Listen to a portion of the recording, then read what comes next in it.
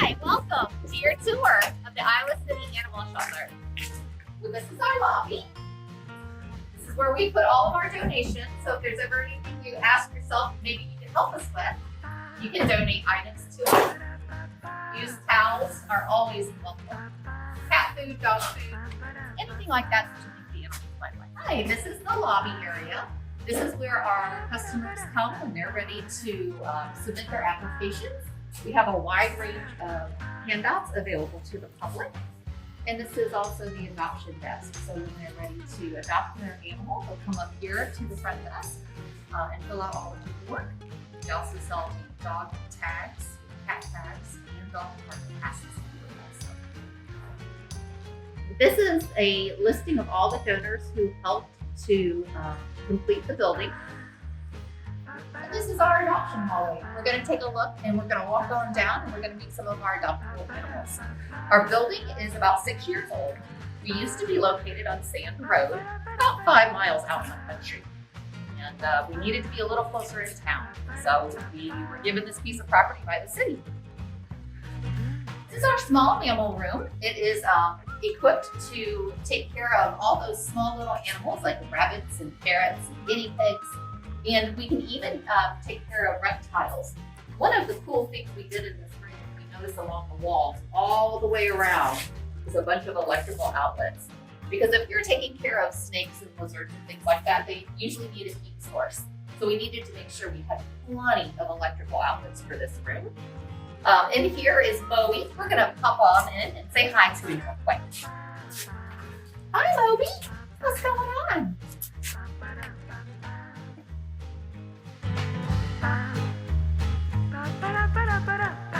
Okay, the next section that we're going to come to is our adoptable cats.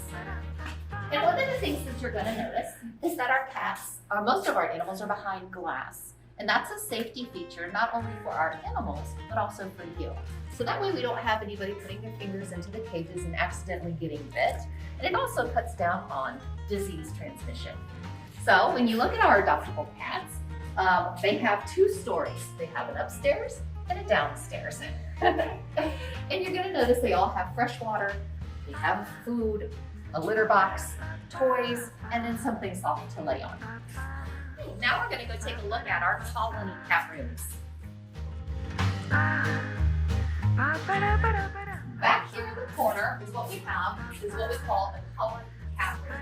And it can hold probably up to 10 kittens or a couple of adult cats. But if you take a look, you're going to notice that there are no cages in here. It's one big room. I think this is the best room in the shelter because if you just sit on the floor and you have a bunch of kittens, they just come and they swarm you.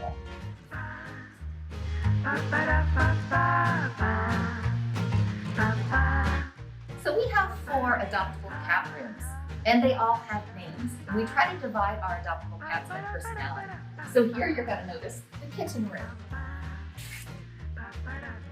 Behind us is the handle with care room. And across the hall, we have 2 more rooms. We have a shy room and a social butterfly room. That social butterfly room is also a lot of fun because those cats just love to be around people. So when we clean the rooms in the morning, you're probably thinking, boy, that's a lot of litter to go through. Where do you keep it all? Well, look at our big giant trash can full of litter. We actually use pine pellets because there's less dust when you use a pine pellet instead of the clay-based gravel.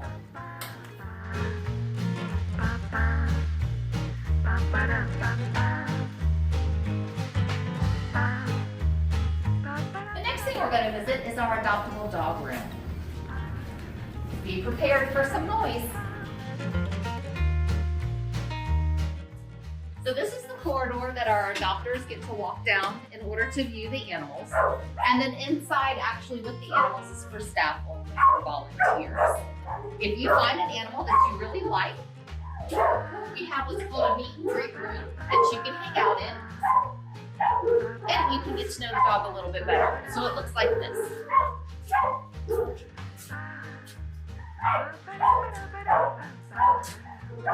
Each one of our dogs has his own name tag and a little little biography about him.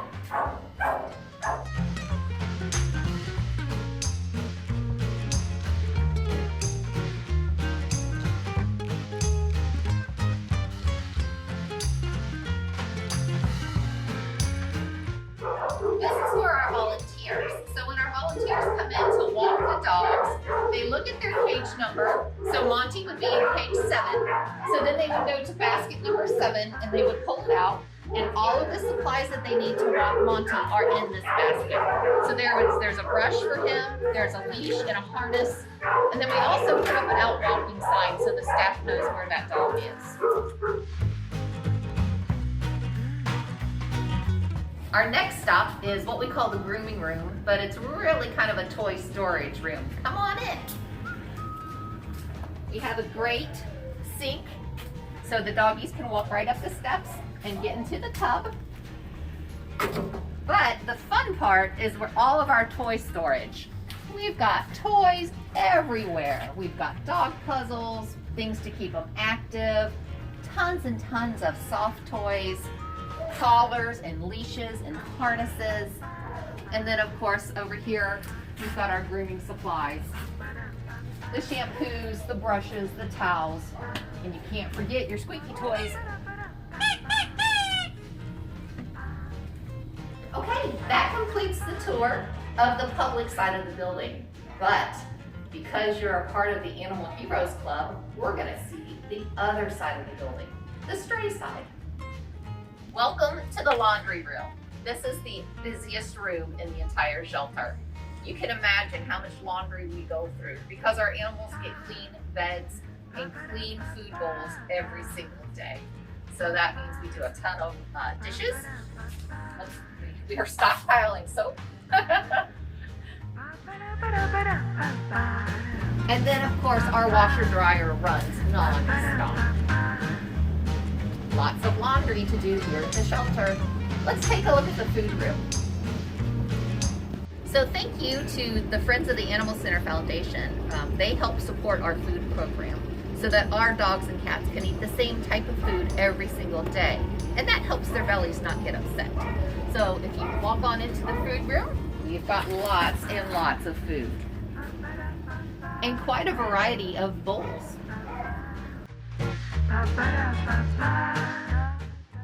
The next thing we're going to take a look at is our food pantry. And times are hard right now for a lot of people. They've lost their jobs because of COVID, and maybe they can't afford food for their animal. And we don't think that's a good reason to surrender your animal to the shelter. So what we're going to do instead is give them food so that they can keep their animal in their home. So we have it divided into dog and cat. Do you ever wonder how much litter a shelter goes through? Remember, those cat litter boxes get changed every single day. Take a look at our mountain of litter. Okay, this is the stray side. This is called stray dogs. So when a dog first comes into the building, we're going to put them on this side of the building because we don't know if they're going to be safe to handle or not. And we're going to look for the owner, give the owners a couple of days to come find their dog. Or if it's an owner surrender, we're going to let them calm down for a couple of days. Welcome to behavior. Come on in. This is our behavior/medical rooms. When our dogs are available for adoption, they come over here and our vet techs make sure that they're adoptable. That means that they're not biting people and they're going to be good household pets. This is the exam table. And then in here is our surgery center. We do our spay and neuters here at the shelter every Wednesday. The next step on the other side of the building is where we keep cats that come in overnight or that might be a little on the feral side, and that means you can't handle them.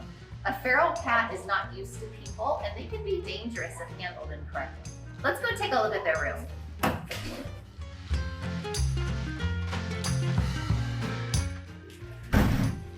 So they have these cages, and here you can see the kitty cat's in there, but there's also what's called a hidey box there, and we have quite a few of them. But that way, if the cat is nervous or scared, they have a box that they can go into and hide, and that makes them feel more secure.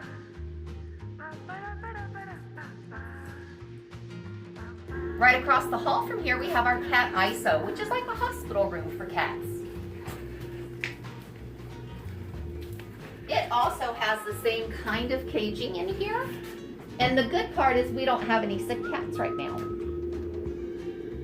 The next room that we have, especially for cats, is called the quarantine area, or sometimes we call it overflow. So if our receiving room gets a little too full and we don't have anywhere else to put the cats, we can put them in this room. But quarantine would be for cats that have something that can be contagious. Maybe it's an upper respiratory infection, or maybe it's something like a ringworm. But again, you're going to notice the same kind of caging.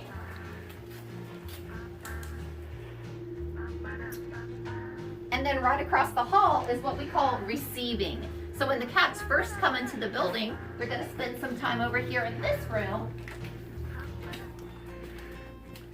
so that we can get to know the cat's personality. So let's take a look and see who we've got. We have kennel cards on each cage that tells us who the cat is, the day that they came in, how old they are, boy or girl, if they have a microchip or not, and how they came to the shelter. So this is all Bright. This talkative guy over here is Steve.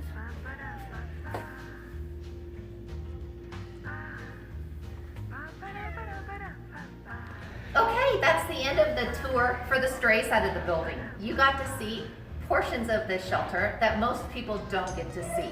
The last stop is going to be the administrative offices, the lobby, and the education room.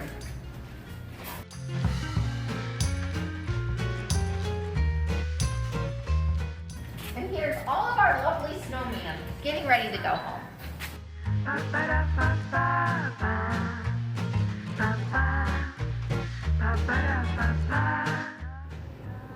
Okay, this is animal service officers.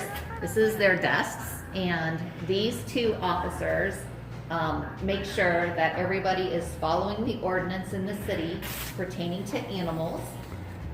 Make sure that they're keeping dogs on leashes, that your rabies vaccinations are current, and then they also help animals in distress. Right up the stairs in the attic, we have a small storage section. We get lots and lots of donations. We don't have space downstairs to store everything, so a lot of it comes up to the attic. And believe it or not, we will go through all of these donations within a year. Our building is geothermal, heat and cooled by geothermal, so we have a mechanical room.